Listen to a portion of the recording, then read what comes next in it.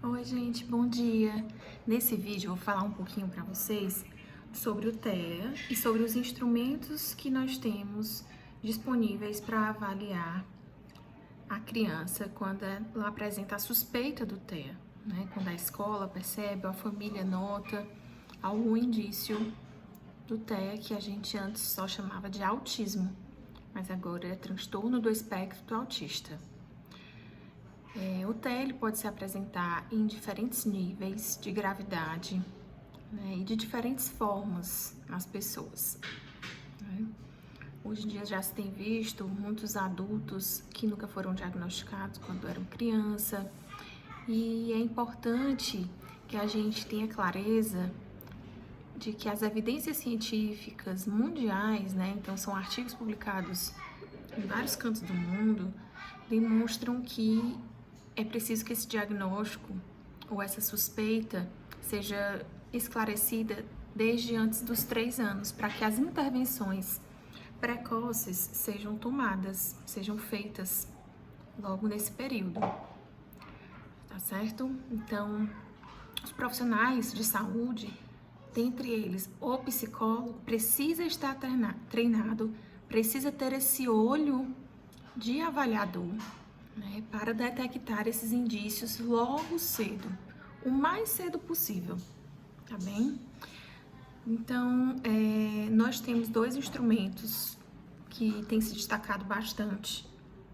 Um deles, ele é utilizado para rastreio, que é o MChat, que é dele que a gente vai falar mais hoje.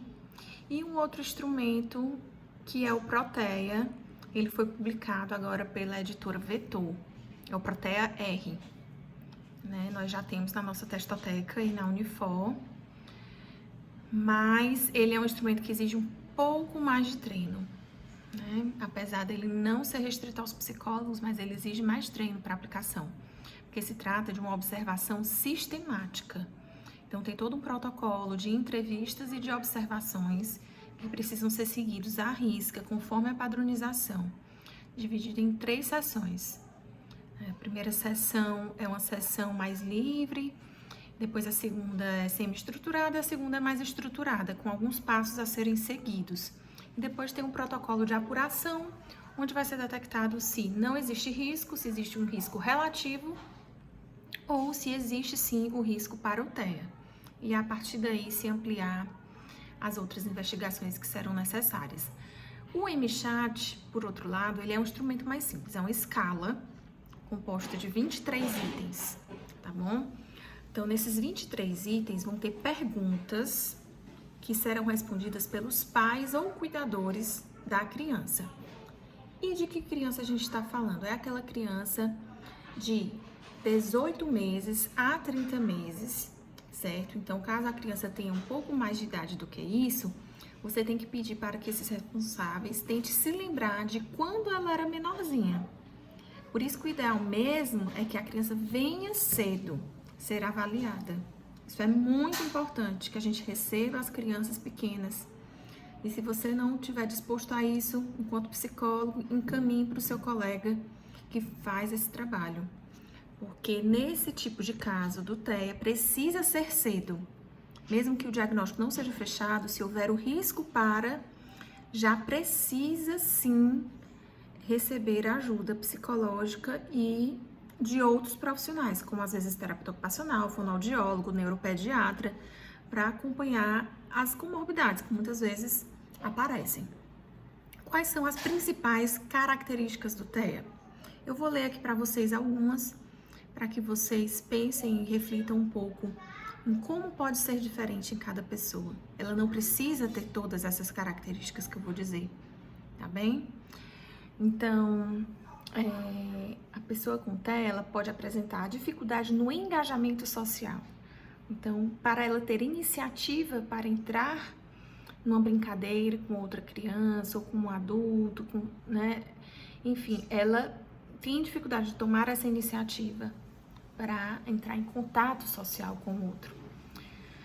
E depois a dificuldade na reciprocidade social também, né? Em receber, né, as iniciativas do outro, né? Então ela não responde a essa iniciativa do outro, ou pelo menos tem uma dificuldade grande de fazer isso, certo?